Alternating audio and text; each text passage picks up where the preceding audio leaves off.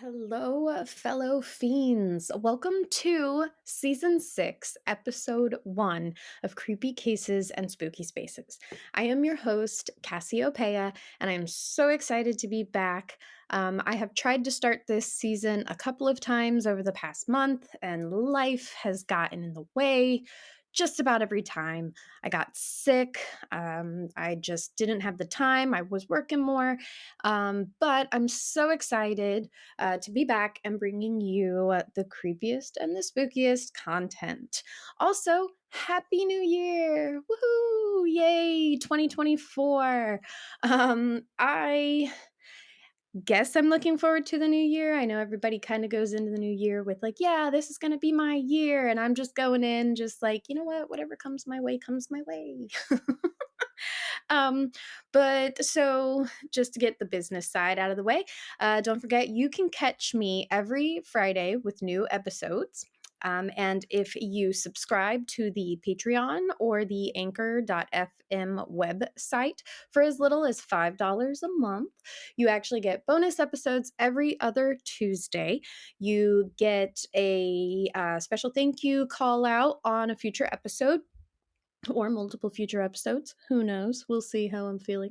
You get a welcome box that has a couple of little creepy cases candle, maybe creepy cases and spooky spaces candles, depending on which tier you sign up with. Stickers, keychains, some little goodies. You never know what might be in that swag box, but definitely check that out. And I do understand that sometimes people would like to support, but they don't really have the money or the budget at the moment to subscribe. But I do have a Cash App and a Venmo, and you can always, just send dollar here, dollar there. That helps as well. A lot of people don't think a dollar, oh, why should I? It's not going to make a difference. It does. You can also head over to pizzaandpigtails.com and hit the Wiccan Fae shop. And there's merchandise for creepy cases and spooky spaces. There's the candles, any of the Wiccan Fae candles also. And if you subscribe, you actually get a 10% discount code that is good on all of the merchandise, including the candles, including the creepy cases and spooky spaces stuff. And it's good for every purchase. It's not just one time, it's not just on a certain amount, it's every purchase. So, um, also, if you are a small business or a big business and you're looking for ways to get your content and your creative ideas out there, I'm also going to be adding or I'm going to be offering ad space. So send me an email at creepycases.spookyspaces@gmail.com and I can send you over all of the packages that I have available. So, without further ado, let's get started on today's episode. So, 9 o'clock p.m., December 27th, 2011. Russ Faria leaves a friend's home in St. Louis, Missouri, after spending the evening at a weekly game night. Now, it's just another typical Tuesday, and he stopped on the way home to grab some Arby's for dinner and some dog food. He returned to his own home he shared with his wife and stepdaughters in Troy, Missouri around 9:40 p.m. Now, what awaited him was your not so typical horrific scene. He found his wife, Betsy, dead. She was slumped up against the couch, covered in blood from more than 24 stab wounds, gashes up and down her arms, and a kitchen knife protruding out of her neck. He thought Betsy, who was terminally ill, suffering from breast cancer, had taken her own life. Now, as if the scene he walked into and losing the love of his life wasn't traumatic enough, things were about to get a lot worse for Russ. Now, despite his rock solid alibi, Russ Faria was charged with murder, and he spent almost 4 years in prison while the justice system, the police, the prosecution, the jury, the judge, and his family continued to fail him. Now, it only took defense attorney Joel Schwartz a few hours to figure out who had most likely committed the murder. Now, this is the creepy case of Betsy Faria.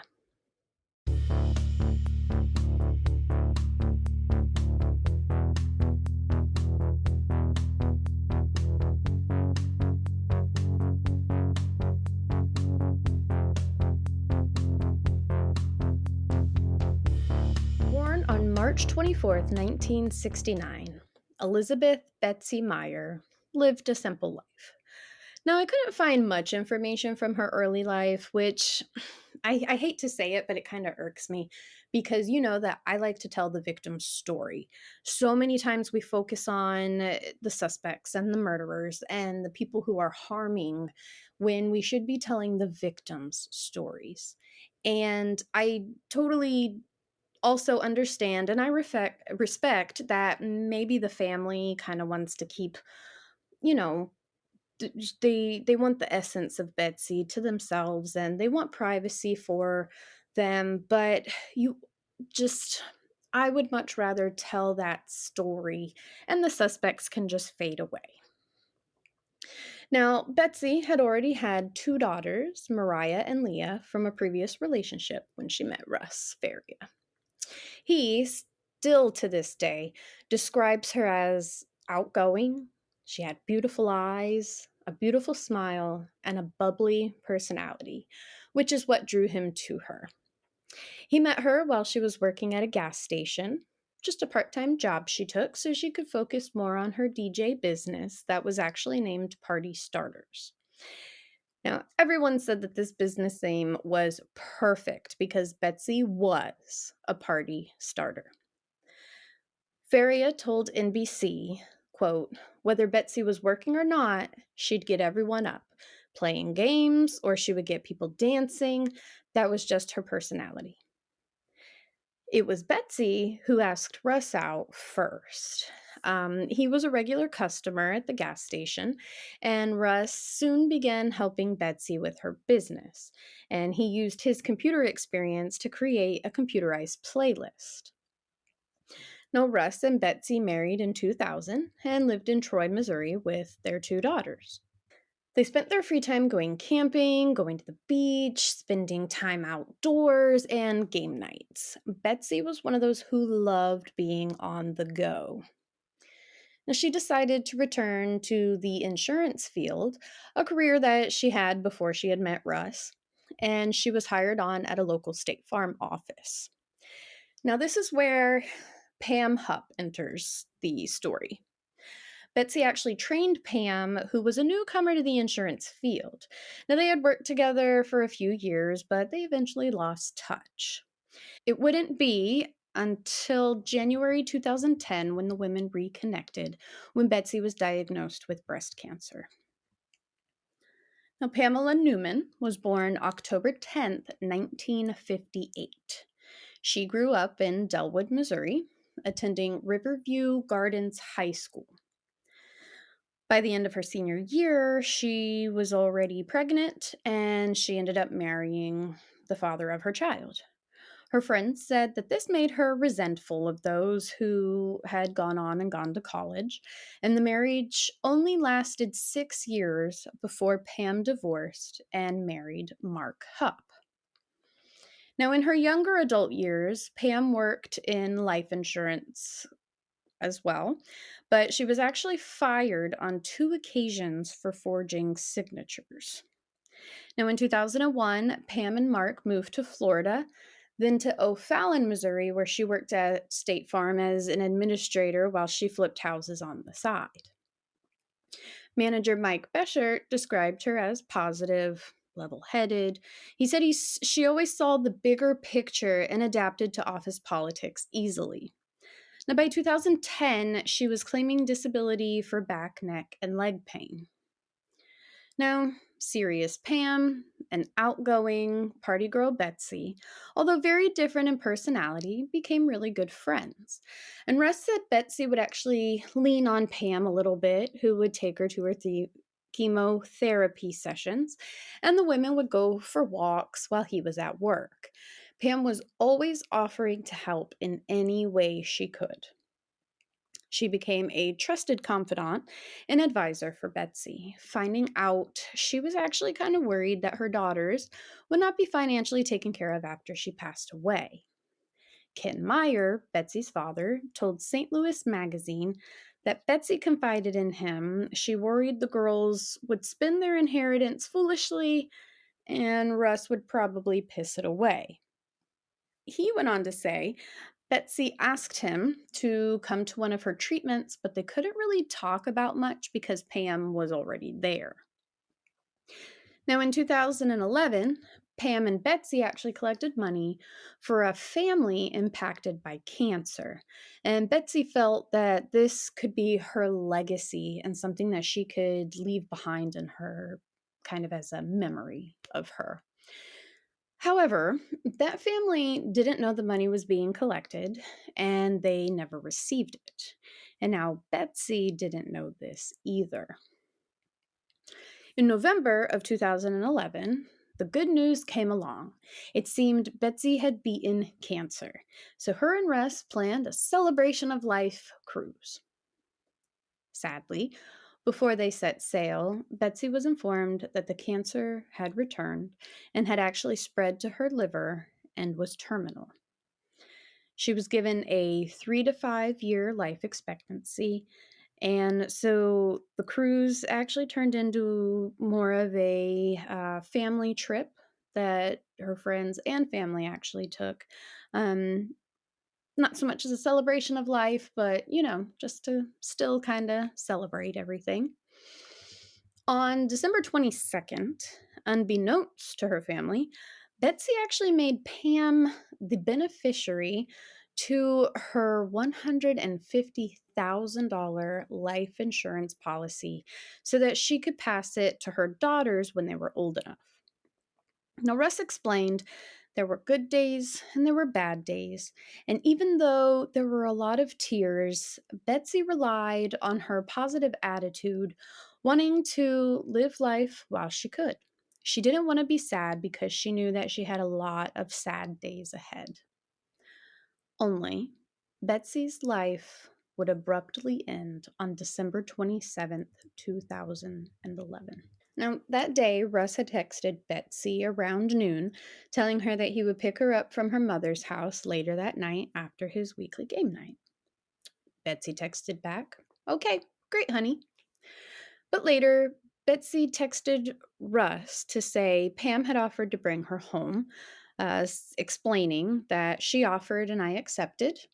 Didn't get much sleep. Mom snored. Pam Hupp would be the last person confirmed to see Betsy Faria alive. Now, Russ went to work that day, then to his friend's house. He called Betsy on his way home around 9 p.m., but there was no answer. Now, he wasn't worried. She did mention that she was tired due to a low white blood cell count, so he didn't really think anything of it. Now, Russ returned home from his game night around 9:40 p.m. He walked in, called Betsy's name, still no answer. He had no sense that anything was wrong, thinking she was still asleep. He went into the garage to put away the dog food he purchased. Then he went into the living room. And that's when he found Betsy on the floor, slumped against the couch.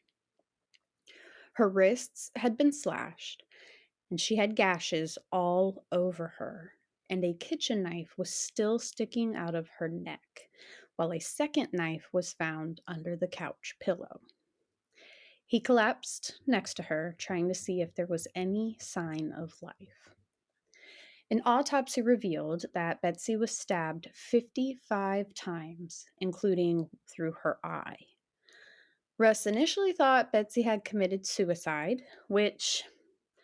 so I understand he was in shock, and I can't speak to the amount of shock or duress that your body and mind go into when finding your significant other stabbed to death. But I don't see why suicide in like such a gruesome manner would have been the first thing that popped into his mind. However, Betsy had threatened to kill herself in the past, and she was even hospitalized to make sure that she wasn't a danger to herself. Now, Russ called 911 and stated, quote, "My wife killed herself. She's got a knife in her neck and she slashed her wrists," end quote. Now, first responders arrived within 10 minutes and concluded that Betsy had been dead for at least an hour, maybe even longer. Now, they knew someone had murdered Betsy, and as police talked to her friend Pam Hupp, they began to get an idea as to who it was. Police arrested Russ Faria on January 4th, 2012, the day after Betsy's funeral. He was charged with first-degree murder and armed criminal action. And authorities stated that his story that Betsy had killed herself was ludicrous. Now, a police search found a pair of bloodstained slippers in his closet, and they stated that his agitated, emotional state was regarded suspicious. He was visibly upset but had limited tears coming from his eyes, and he failed a lie detector test. Now, we all know how I feel about lie detector tests. They're not based on fact, they're based on emotion. And I can only imagine with the amount of emotions, the amount of stress, the amount of just everything that's happened. I can only imagine. I mean, you can't pass a lie detector test when you're under that much stress and just, you've just been charged with murder. And what could you do? Now, when interviewed by police, Pam told them Russ had a violent temper. He was a heavy drinker, and he had even threatened Betsy, who had considered leaving him. Of course, this was named as part of his motive. She urged investigators to search Betsy's computer, where they found a note that indicated Betsy was afraid of Russ. Open and shut case, right? The picture of Russ painted by Pam was he was an aggressive spouse just out to get Betsy's money when she passed away. Sure. She became prosecutors' star witness at Russ's 2013 trial, despite his lawyer, Joel Schwartz, asking police to take a closer look at Pam herself as a potential suspect. He pointed out that 4 witnesses confirmed Russ's whereabouts for that night. His cell phone records also show he was a good 20 miles away at the time they stated that Betsy's time of death. He had receipts for Arby's, he had receipts for the dog food, along with surveillance footage that confirmed where he was around that time. His story was consistent, and he had everything to back it up. Now, there was no evidence of blood anywhere on Russ, no blood on his body, under his fingernails, his clothing.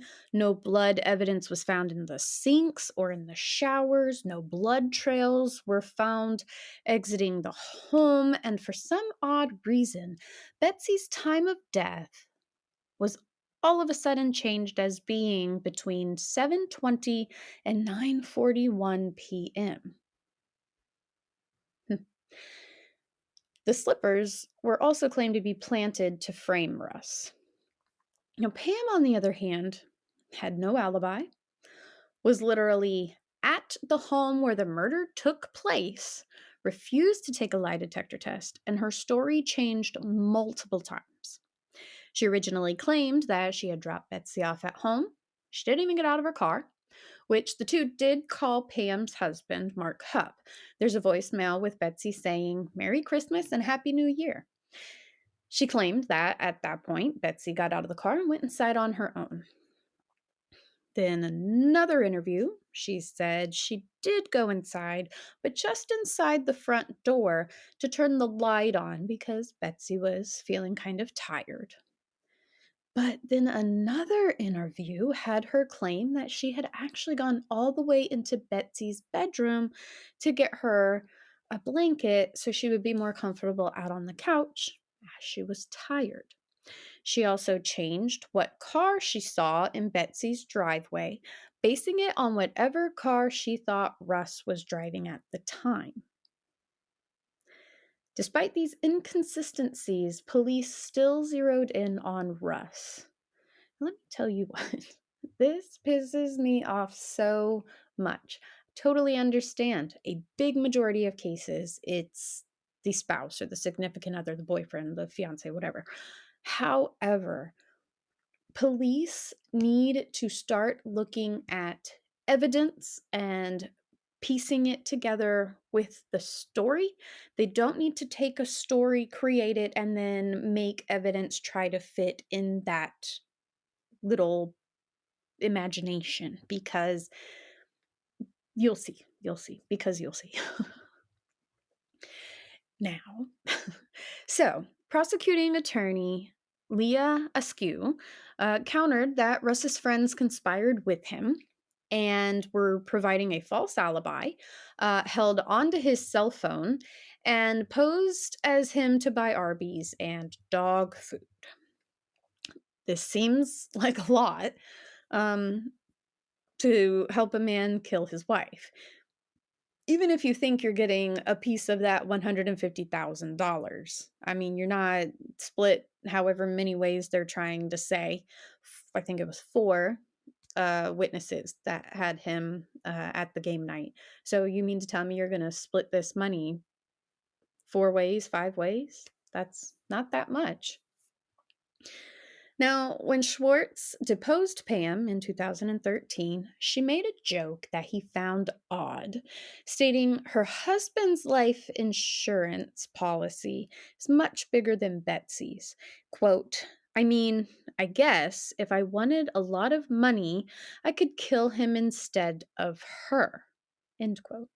Now, at this time, no one had really outright accused her, so the comment was kind of even from more left field, because at the time that he was deposing her, she wasn't really a suspect. Now, he was wanting people to look at her as a suspect, but she didn't know that. Now, during the trial, Judge Christina Penne Meyer refused to allow the defense to mention Pam as a possible suspect, even though there was significant evidence. She claimed there was no direct connection with Pam and the case. Now, okay, let me present to you.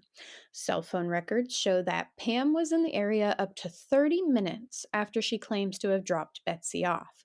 And at around 7:20 p.m., she texted home. Hupp was beneficiary to her life insurance policy, which they actually used this as a motive for Russ, stating that he was furious Betsy had changed her policy without his knowledge. Also, the $100,000 that Pam was supposed to put into a trust fund for Mariah and Leah, that never happened. And Pam claimed that she never told Betsy she would do it in the first place. I'm sorry, I don't understand why you think, or, not why you think, but why you would say, oh, she just left me $150,000. Screw her husband, screw her kids. She left that money all to me. I never told her I was going to give her family anything. Please. Now, November 2013, Russ was found guilty on both charges. He was sentenced to life in prison plus 30 years without possibility of parole.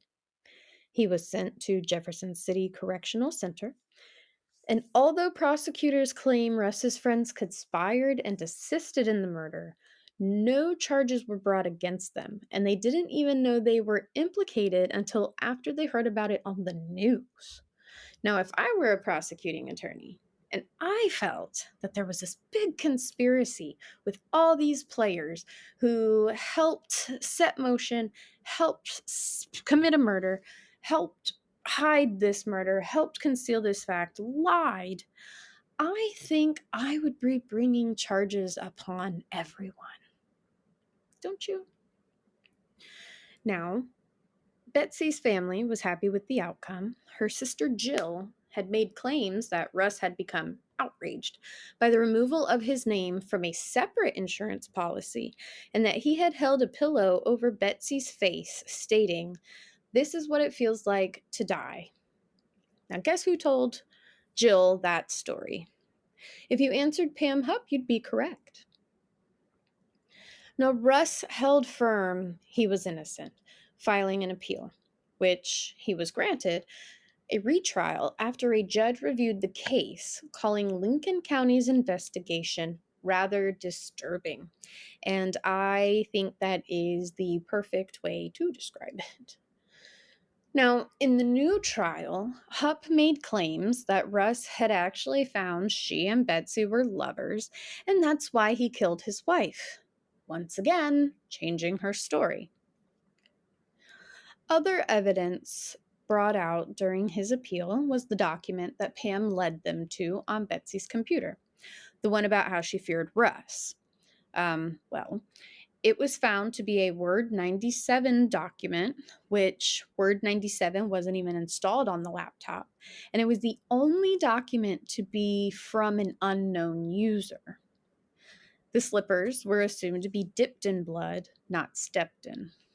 The pattern just wasn't matching up to somebody who had walked through blood. Pam kept the money, claiming she never told Betsy she would give it to the girls, but like I said earlier, I really don't feel Betsy would have just given her $150,000 if she didn't think it was going to go to her girls. Leah Askew, prosecuting attorney in the first trial, she actually withheld that she was in a relationship with Mike Lang, who was a witness in the first trial and the captain of the original investigation. Now, I can only imagine the information he was passing along to her.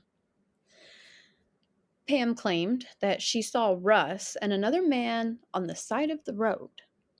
Yet again, story's changing. Now, after all of this, Russ Faria was acquitted and his previous conviction was overturned. He was released after serving 4 years in prison, and he actually ended up suing Lincoln County and won $2 million settlement, which he deserves every penny and more, because there's just something about the reputation that is now basically ruined, because sure, you've now proven that he didn't do it.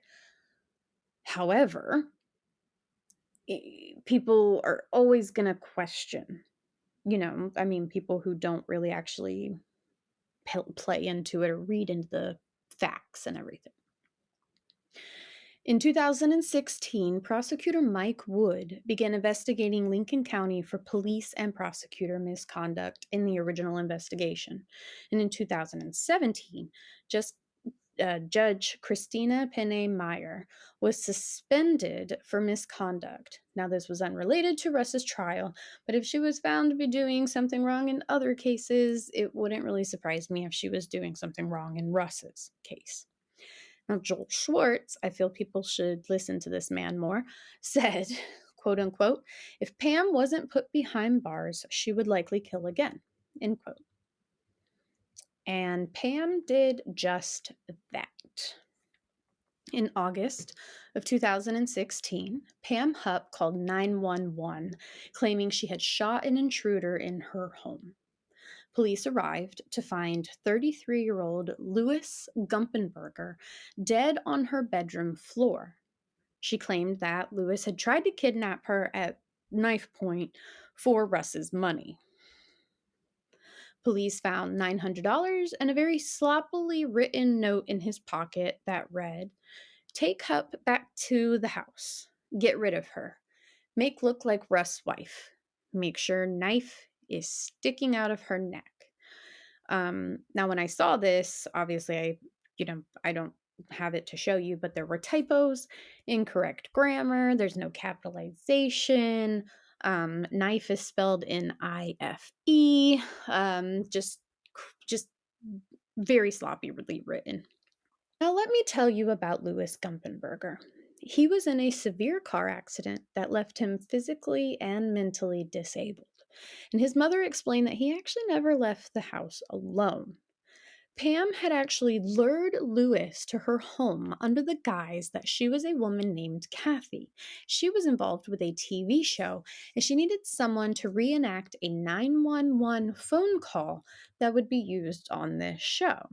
Now, once again, those pesky cell phone records gave her away. They placed her at Lewis's very own home less than an hour before she shot him. And multiple witnesses also said that she offered them $900, how convenient of an amount, right? To do this scene, but they declined. Now, it's believed that Pam was trying to frame Russ, or may have been looking into taking the attention off of her involvement in the murder. And as there had been some heat on Hupp due to a civil suit brought against her by Mariah and Leah, alleging she had stolen Betsy's $150,000 payout. Despite telling the police she would give the money to the girls, the jury ruled she could actually keep it, when she claimed she never promised she would give it to them in the first place. What the hell? Just seriously, what the hell is wrong with this county? I just it tell me you don't know how to do your job without telling me you don't know how to do your job. I just really don't see why Betsy would leave this woman her money without the idea it would go to her children. Okay? Especially because she told multiple people she was so worried about them being taken care of. So, August 23rd, 2016, Pam Hupp was arrested and charged with the murder of Louis Gumpenberger. And although she claimed she killed him in self defense, she tried to take her own life 2 days later with a pen. In 2019, she was sentenced to life without parole. In September 2020, Mark Hupp filed for divorce. In 2021, Pam Hupp was finally charged with Betsy Faria's murder. She claimed that she had only taken Betsy home that evening because Betsy insisted, saying she wasn't really familiar with the area. Pam, that is. Which, with the amount of times that she had visited Betsy, this is clearly a lie. Now, Pam's trial is still ongoing. A lot has happened within the time that she has kind of been fighting her case. So, July 2021, she pleads not guilty. September 2021, the armed criminal action charges were dismissed.